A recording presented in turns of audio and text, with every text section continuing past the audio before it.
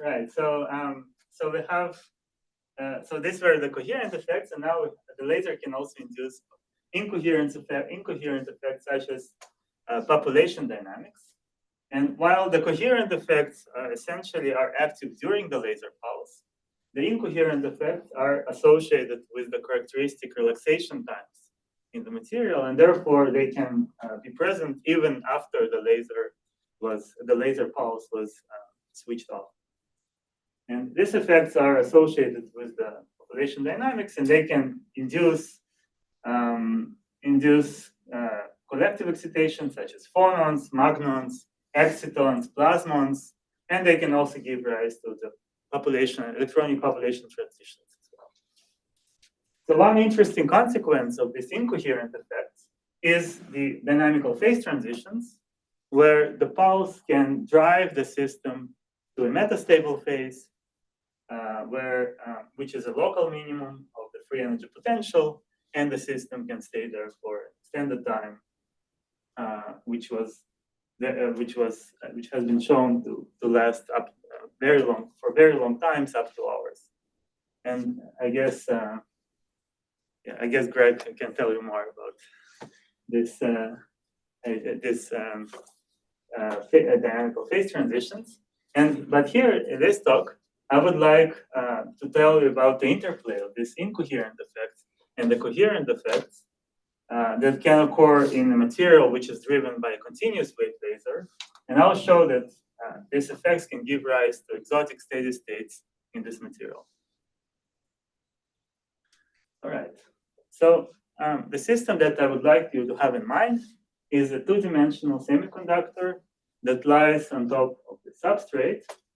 And this semiconductor is driven by a continuous uniform laser, which can be described by the spectral potential, which is proportional to the amplitude of the laser field and the frequency omega.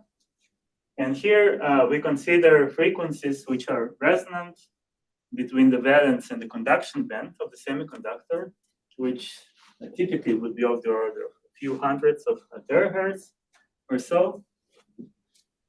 The Hamiltonian that describes the system and the drive can be obtained using the minimal coupling, so we just can shift the momentum by the vector potential, and that gives rise to an explicitly time-periodic Hamiltonian h of k and t. And the basic idea of the Floquet band engineering is that the properties of this time-periodic Hamiltonian h of k and t can be very different from the properties of the non-driven Hamiltonian h naught of k.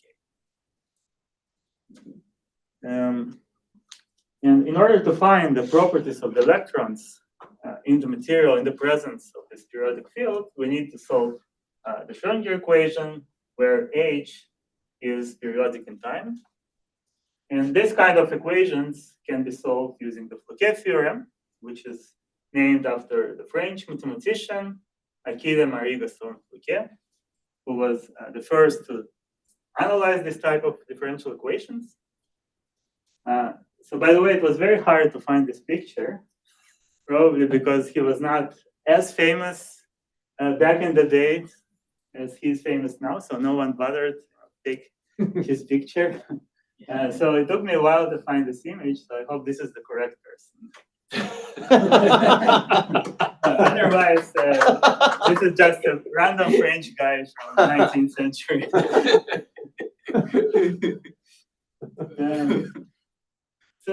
So the Floquet theorem is essentially identical to the Bloch theorem, but now instead of periodicity in space, we have periodicity in time.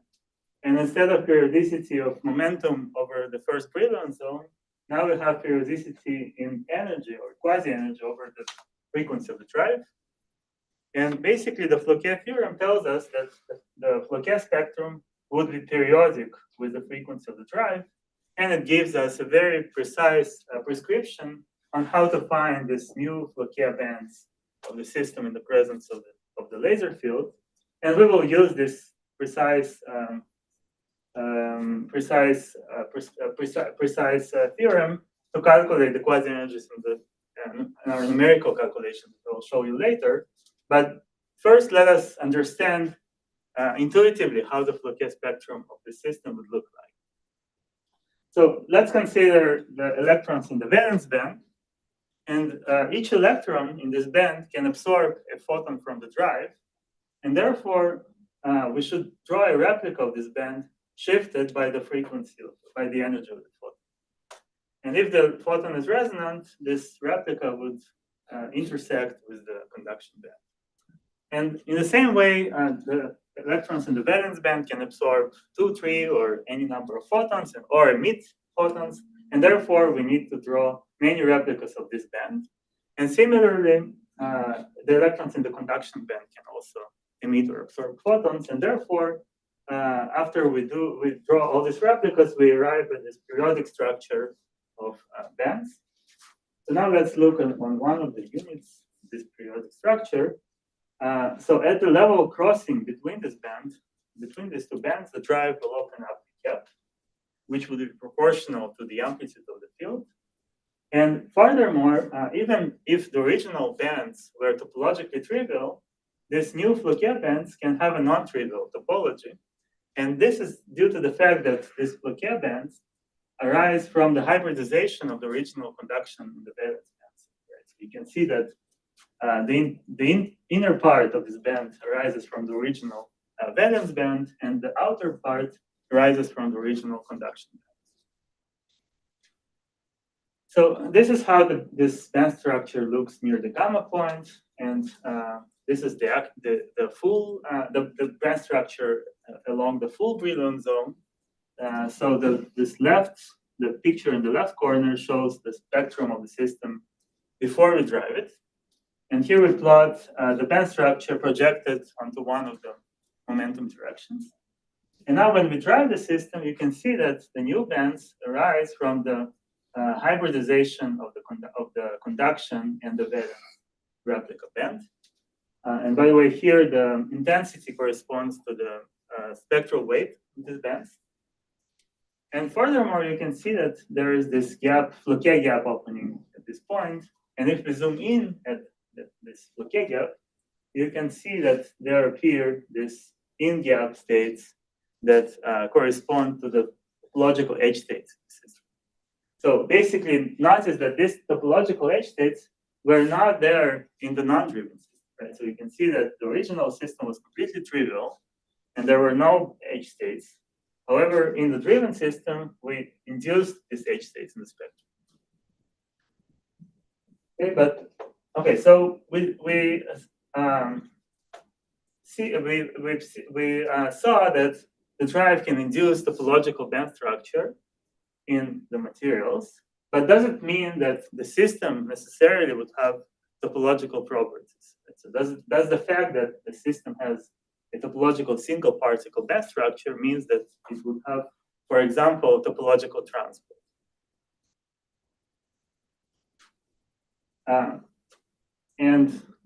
The answer is that it is not necessarily true, right? And the key here is the occupation of these bands. Right? So, for example, if we don't occupy these bands, right? So let's say we have this topological spectrum, but no particles in the system. So then, of course, it would not have any topological transport. Or alternatively, if we have an infinite temperature system, for example, then again, we wouldn't have any interesting transport properties. So ideally, we would like to have the occupation, which looks like this. So here, the yellow color denotes occupied states. And if we only have two bands, let's say that this is our spectrum, then this is exactly what we have in the conventional topological insulators. Right? So the lower band is fully occupied, the upper band is fully empty, and this system would have all the nice transport properties of a topological insulator. And of course, this kind of occupation is naturally provided by the Fermi-Dirac distribution at zero temperature. However, in our case, this is we have a Floquet spectrum, which is periodic, and then the occupation is much more strange. So we have this unoccupied band, occupied band, again unoccupied band, occupied band, etc. And this is clearly not an equilibrium distribution. So what would be the actual steady-state distribution in our system, and how close we can get to this ideal state that we would like. Okay, so let's see.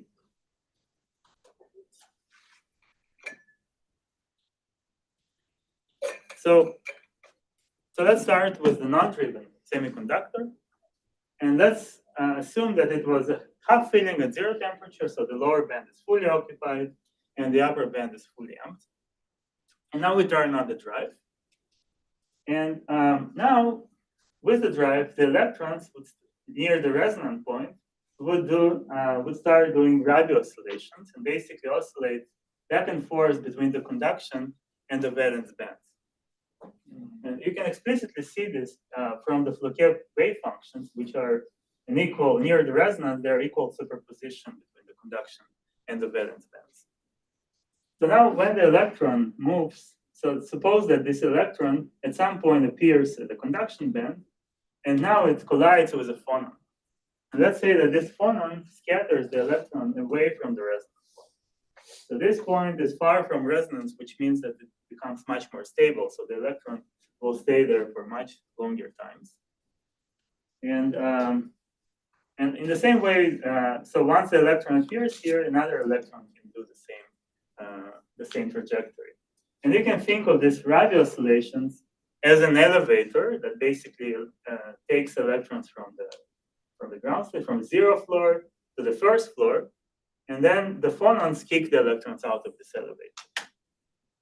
And so if we wait for long enough time with our laser, more and more electrons will do this, will go through this trajectory, and eventually all the electrons which are above the resonant point in the conduction band will be scattered to the states which are below the resonant point in the band, in the conduction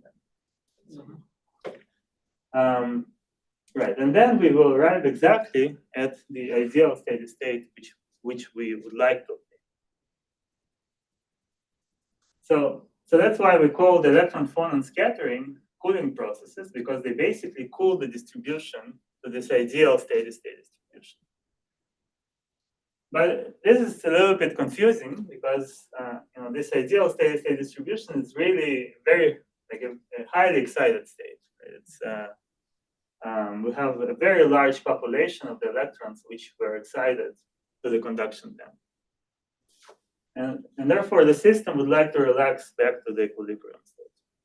And one of the processes that will cool down the distribution back to the equilibrium state would be electron-photon processes or radiative electron-hole recombination. So these processes move electrons down back to the valence band, and that's why we call these processes heating processes, because they heat our distribution. So they basically take the electrons away from the ideal steady state distribution. Another heating process would arise from the electron-electron interactions. And this is the Auger process, where two of the electrons interact, and then one of the electrons is scattered up, the other is scattered down, such that the total energy is conserved. But both of these electrons are scattered away from the ideal steady state distribution, and that means that this would also be a heating type of processes. And the actual steady state distribution that we are expecting to obtain in our system would arise from the balance between this heating and cooling processes. So here we define a parameter kappa, which is the ratio between the total heating rate and the total cooling rate. And this kappa, in principle, should characterize the steady state distribution in our system. Yes? In the cooling phase, is the system still under the driving force or the? Yeah, so here we have a continuous drive, so it's always under the driving. So we have both. It's not that we have cooling phase and heating phase. Both processes will be active. But for example, if we turn off, in principle, we can control, at least theoretically, we can turn off the electron-photon and electron-electron interactions, and then we have only the electron-phonon coupling.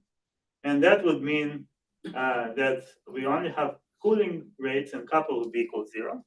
And that would also correspond to the ideal steady-state distribution. And if you turn on the heating rates, then kappa will be non-zero, and the steady state would have non-zero electron hole density on top of this ideal steady-state distribution. And this density of this electron hole pairs would be proportional to this parameter kappa.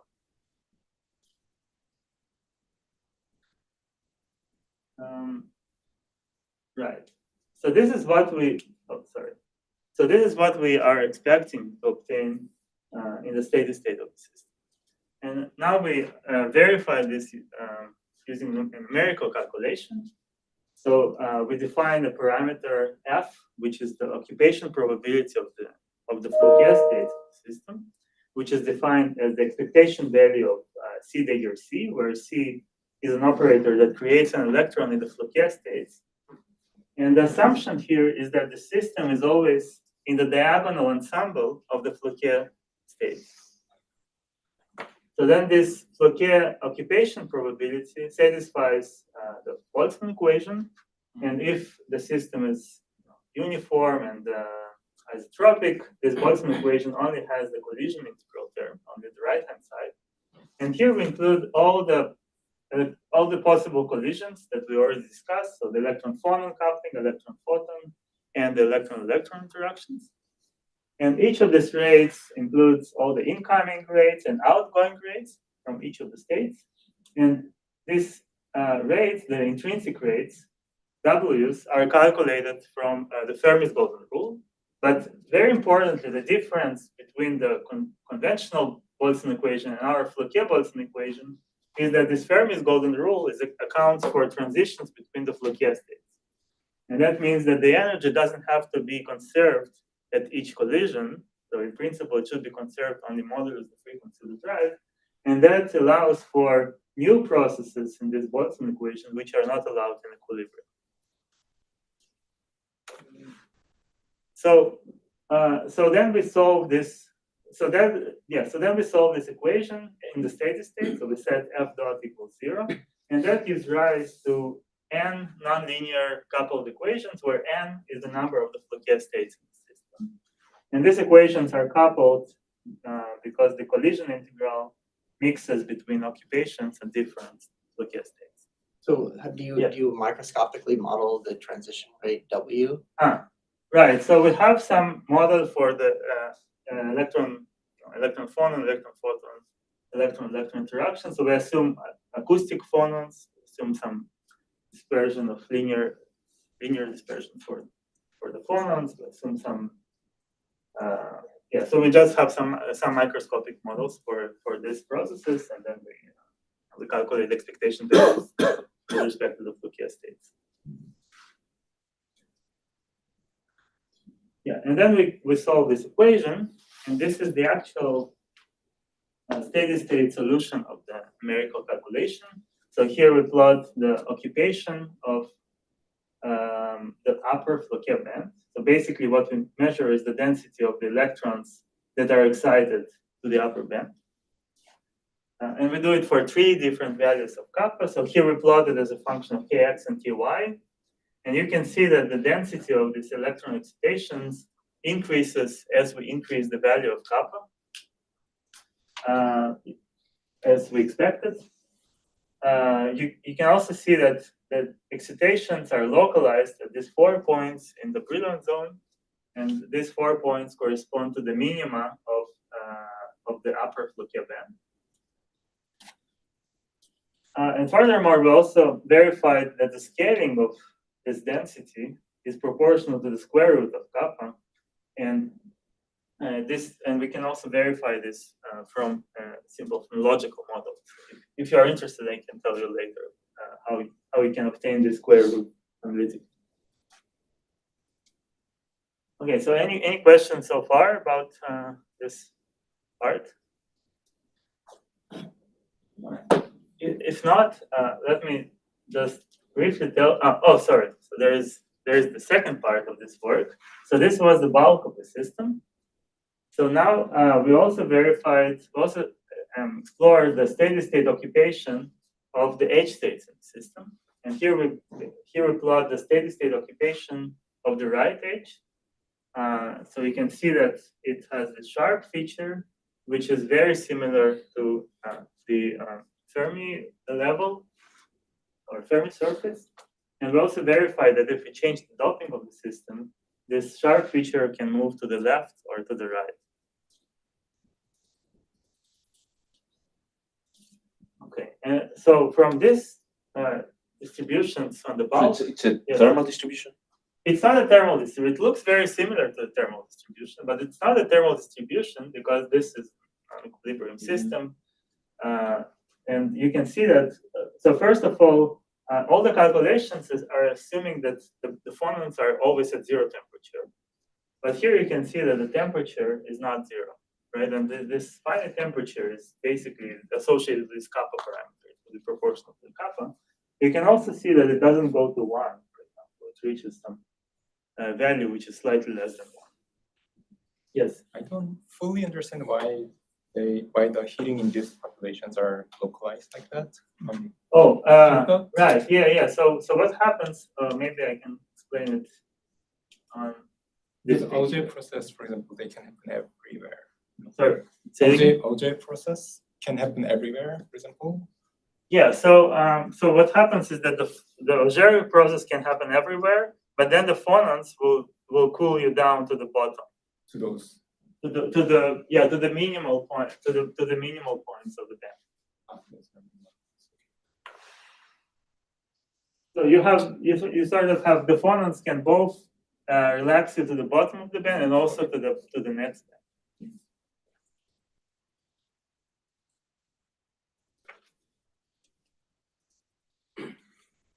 Okay, so these are the distributions that we found for the bulk and for the H states in the steady state. And from these two distributions, we can try to understand what would be the transport properties of the system. And here we consider two terminal conductance. So the conductance through the sample would have two contributions. So one comes from the H states, and this part should be quantized since we found this very nice sharp Fermi-like distribution on the H.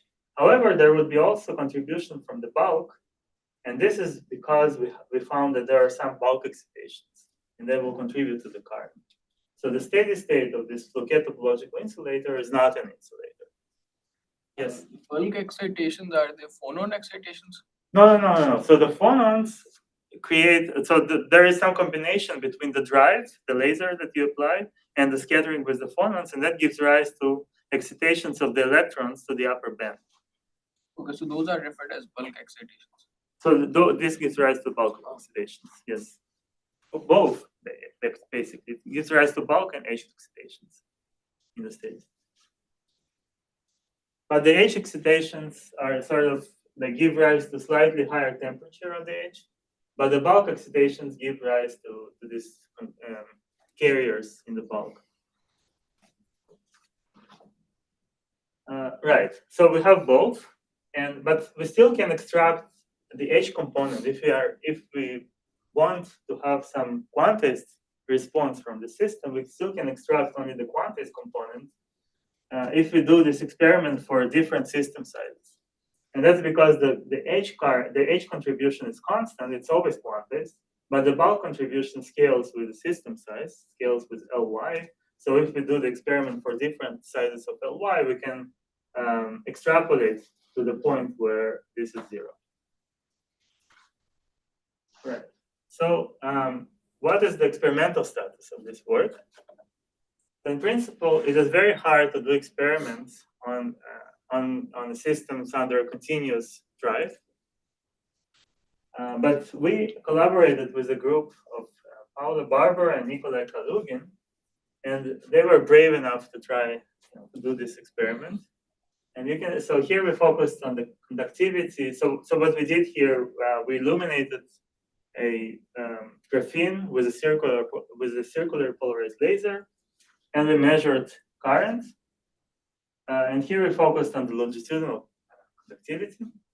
So what you should see here is that the current, although it is very noisy because continuous wave experiments are super hard to do, but still there are these dips here and here near the resonance points. And these dips are exactly where the single particle density of states in the Floquet band structure should have dips. So this is where the system has the Floquet gaps. However, the width of these dips in the density of state is much narrower than the dips in the conductivity. And the only way to explain the width of the dips is to actually perform the full steady state calculation and to find the transport in the steady state of the system. And then the experiment and theory agree pretty well. So this is the experimental plot, and this is what we predicted theoretically from our numerics. Right. So the Auger recombination and the other relaxation timescales are given by the properties of the material. That's correct, yes. But you can vary the driving frequency. That's true. You don't have too much freedom in that because you want the driving frequency to be resonant. So it was You can slightly vary. mm-hmm. Okay. No, then. But that's actually, here you have much more freedom. This is graphene, so this is slightly different system. Right. Okay, so now let's see what happens when. So far we discussed sort of weak interactions. So the interactions were treated on the level of scattering between the electrons. But what happens when the interactions are stronger? And in this case, we argue that the system can become unstable towards spontaneous breaking of symmetries. And the key here is that the density of states of this Floquet spectrum has divergences near the Floquet gap. And therefore, so the divergence basically comes from the fact that we have this Mexican head-like shape of the Floquet. And therefore, if we have some small occupation of electrons in the upper band, so for example, if we doped system, so this population, which is very close to the divergence of the density of states, can become unstable towards a spontaneous breaking of symmetries. And the criterion for this is given by the Stoner criterion, which tells us that if the density of states at the chemical potential is greater than the inverse interaction strength, then the population can become unstable towards a spontaneous breaking of symmetries. And of course, if the density of states has divergences, then this condition can be satisfied much more easily. And the physics for this Stoner criterion is that when near the divergence of the density of states, we have many kinetic energy states which are nearly degenerate, and therefore the wave function can reorganize itself between these kinetic energy states such that it will minimize the potential energy of the interactions. All right. So let's look at the same distribution now again near the gamma point as a function of kx and ky. So let's assume that the lower band was fully occupied and the upper band has a small density of excitations which we can control by the doping. So here, let's say that we turn off the kappa parameter and we control this density only by the doping. So this density of excitations has this annulus-like Fermi surface, and the arrows here describe the direction of the pseudo-spin of the electrons in the bottom of the band. So now in the presence of strong repulsive interactions, these pseudo-spins would like to order ferromagnetically. This is how they minimize the potential energy. And in the mean field picture, this ordering would correspond to a tilting of this band towards one of the directions. Right? So that would mean that all the spins are accumulating near one of the corners of this ring, And that gives rise to an effective Fermi surface, which looks like a banana shape. And on average, all the spins would point in one particular direction, so this would correspond to some ferromagnetic order. And of course, the direction of the order would be chosen spontaneously. And furthermore, because of the dynamical nature of this, so these are Floquet states, after all. So because of the dynamical nature of these Floquet states, this magnetic order would also rotate as a function of time in the xy plane with the frequency of the laser. So this is the prediction. This is the phase that we would like to obtain in the steady state. And we call this phase the gyro-ferromagnetic phase because it corresponds to rotating ferromagnetic order. So the question, so the left shows the Floquet states without symmetry breaking. Correct. So this is a kind of zero like temperature-like occupation. Yeah. So this is like building on the previous. Exactly. So this would be the steady state if you only have electron-phonon coupling that only cools you down, but no electron-photon, electron-electron interactions that create excitations, but in a doped system. But I guess it's also a question of like the scattering rates. I mean, you could still have the heating effects, presumably, provided that they're dominated by the cooling effects. So, like the left phase doesn't require zero electron-electron interactions, does it? What you're calling the symmetric phase. So there's a critical interaction strength, presumably, because you gave the Stoner criteria. You mean to go from to break the symmetry, you yes. need some critical interaction strength. Right, but if your interaction strength is below the critical interaction strength, then you can still have a distribution like the one you're showing on the left. So you have both cooling and heating processes, but the cooling is dominating. So are you calling this heating process? No. Like the symmetry break? I'm not sure. No, I'm trying to make sure I understand your situation. So you should have an axis this way, right? So it's like U is increasing. Okay, sure. Like that way. Right. So you're above U critical on the right, below U critical on the left, but you still have finite U on the left. I see. Like you still have finite you electron-electron. still have heating. Right. Yeah. So you are saying, in principle, it could be that the heating here, so here U is pretty large, so in principle, the heating here can be very significant. Yeah, so I guess I'm wondering, well, there's two things. I just want to make sure I understand it. So I think you answered my question. But now that question is answered, then the new one arises, which is like in the symmetry broken state, you basically have this kind of, tilt in the potential that I guess, oscillates with the drive frequency. So the point is that the occupation doesn't oscillate with the drive frequency, but the spins sort of rotate. Each spin rotates. Oh, the spins rotate. Okay. So the potential is static. The potential is sort of static, yes. Okay. At least the order that we are doing. So there could be a very interesting question about Goldstone modes. Yeah, I guess that's what I'm kind of. Yeah. So we did not include it in this calculation. And then why do you assume that, like in the picture that you drew, that the distribution still remains kind of zero temperature like? Correct. Yeah. So this is just for the purposes of the intuition. So in principle, if you turn on like more, so I should say that if the phonon coupling is super strong, then it still would look like this, right? So it's a ratio between the phonons and the electron-electrons that gives rise to the temperature. So you still can have a finite electron-electron interactions, but effectively zero temperature. The phonons are much stronger. But this again, so here we sort of try to give the intuition. So this is what happens when kappa equals 0. But in the numerics that I'll show in a second, we do allow for kappa to be finite. Yes. Yeah, I also have a similar question that when the potential is static, as you said, how is there like a tilt in that spectrum on the right?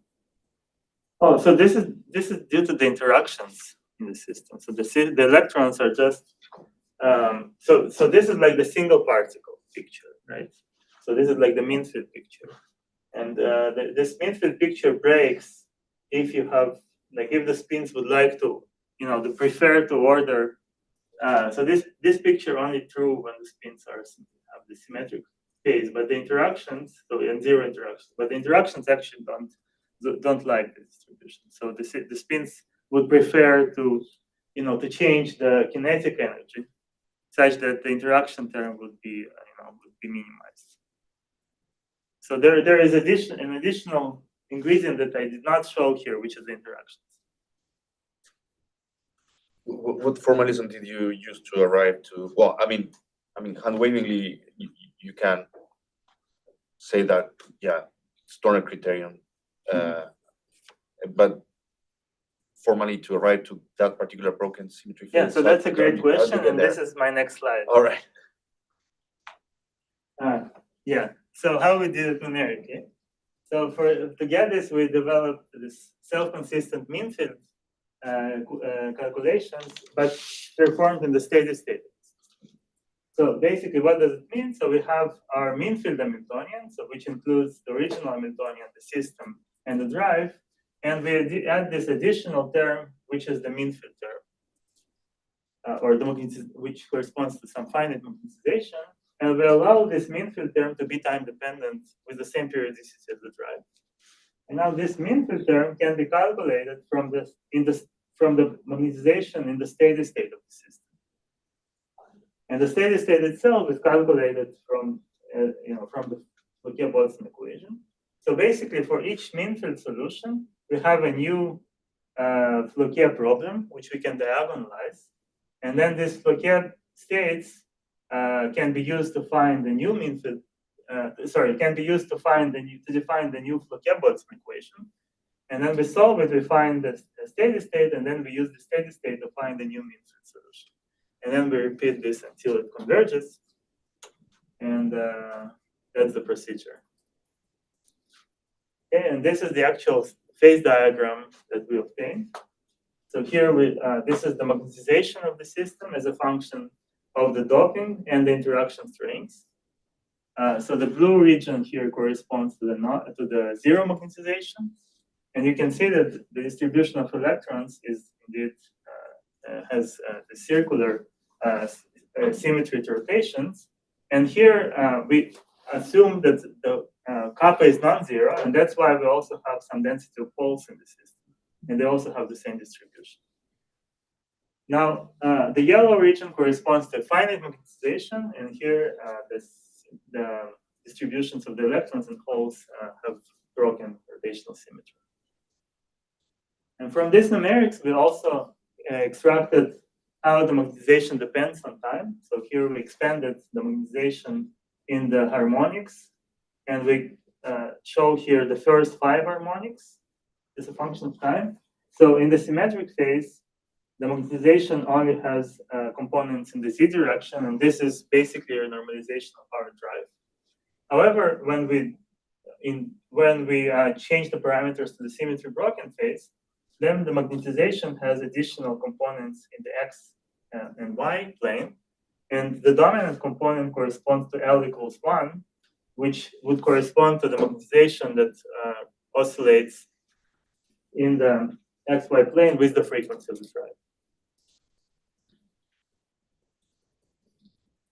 Okay, and in the last 5 minutes or so, I would like to tell you about our recent work, which we did together with, by the way, maybe you have, unless you have questions on the previous part.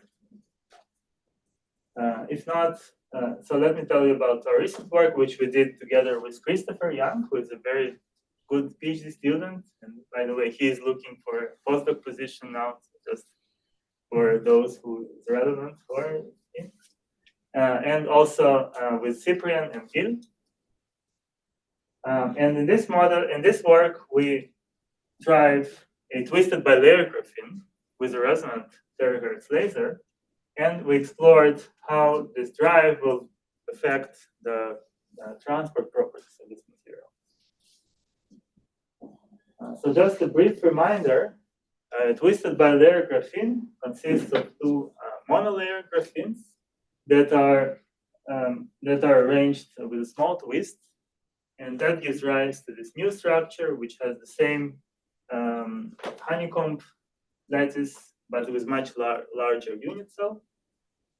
the band structure of the system has this quite complicated structure, but we are only interested in this flat band near the charge neutrality. So if we zoom in on this flat band, it is actually not very flat. It is of the order of the bandwidth of the order of 10 MeV at the twist angle that we are interested in. And furthermore, this band has Dirac cones, very similar to graphene. However, their Fermi velocity is much smaller than the Fermi velocity of graphene. And here we are interested, and it can be controlled by the twist angle. And here we are interested on the twist angles, which give rise to the Fermi velocity, which is of the order of the speed of sound in the material. This would be very close to the magic angle. Right. So when we drive this system, the drive with a resonant drive, the drive will open Floquet gaps at this point. So this is similar to what we saw previously. But here the drive will open with if the drive is circular polarized, it will also open gaps near the Dirac points. And that gives rise to this flat bands, which also have a non-zero topology.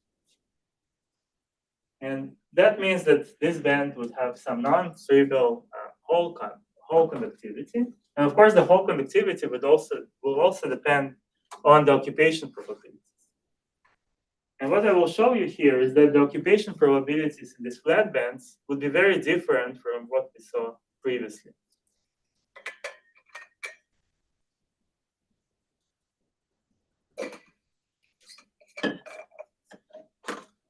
So in order to understand that, let's look at the points near the Dirac cone. So let's start with the non-driven system. So we have a regular Dirac cone, and let's assume that the twist angle is such that the Fermi velocity is slightly greater than the speed of sound. So in this case, the electrons can be efficiently relaxed to the bottom of the band by electron-phonon scattering. However, if we increase the laser field, at some point the bands become flatter, and we can go to the regime where the Fermi velocity becomes smaller than the speed of sound. So we're sort of in the subsonic regime. And in this subsonic regime, the electrons cannot efficiently relax through electron-phonon scattering just because of the kinematic constraints. So we cannot conserve energy and momentum at this process. And that means that there should be some critical electrical field at which the electrons go from subsonic to supersonic regime, at which the steady state would be very different. It would have a very sharp difference. And we calculated the steady state of this system numerically. So this is the steady state at when the drive is very weak, and basically the Dirac cone is almost gapless. And you can see that the distribution is nearly 1 almost everywhere, so it relaxed pretty well. However, when we use a much stronger drive, where the electrons become subsonic, the distribution cannot be relaxed efficiently, and you can see that here the occupation is nearly 1/2. And that, of course, should give rise to sharp changes in the conductivity of this material. And this is the whole conductivity as a function of driving amplitude. And there is the sharp drop of the conductivity near this E star, which is the electrical field where the electrons become slow. What is the parameter chi? Chi. So here we also have electron-electron interactions, and this is the strength of the screening of the electron-electron interaction. So suppose that we have some screening gate, and this is it's proportional to the dielectric coefficient of this material.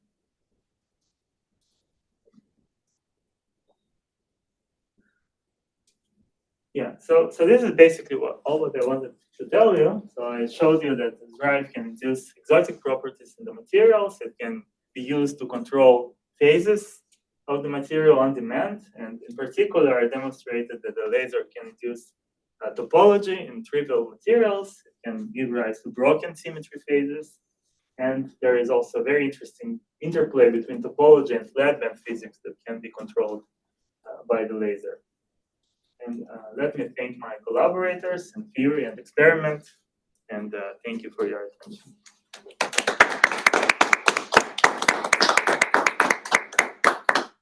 Thank you for a very nice talk.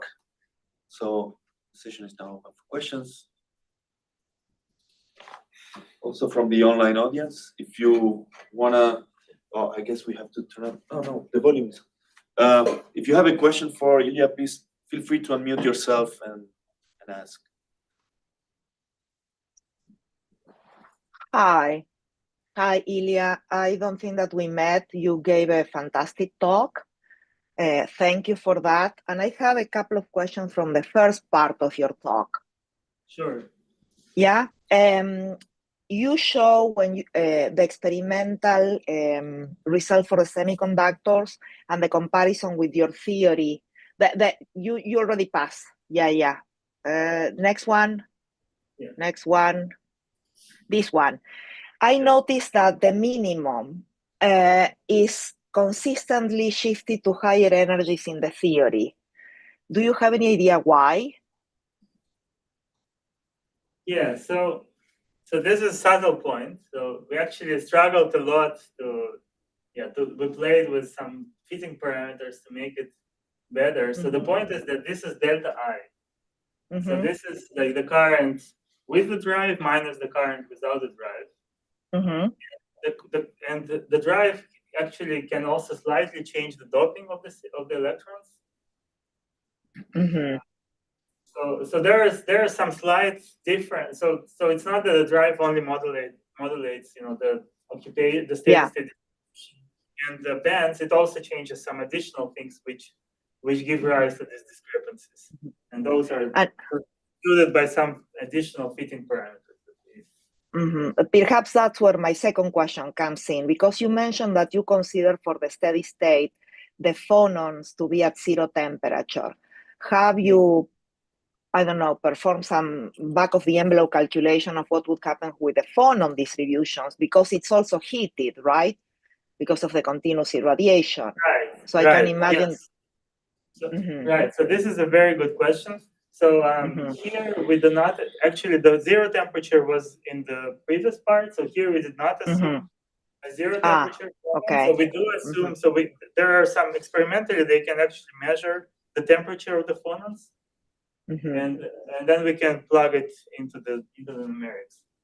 So they can actually measure the temperature of the phonons as a function of time even, and then we can see they in practice they have very long pulses of the order of milliseconds, and we can actually see how the temperature fluctuates on the scale of milliseconds. Okay. Thank you very much. Thank you. That was Nancy Sandler, by the way. Yeah, I can see. Okay, you can see yours. Maybe I can ask a question. Yes. So in your, I think your last main slide where you're showing the transport properties as a function of the electric field, maybe it was? In twisted bilayer graphene. Yeah. Sure. Yeah, this one, right? So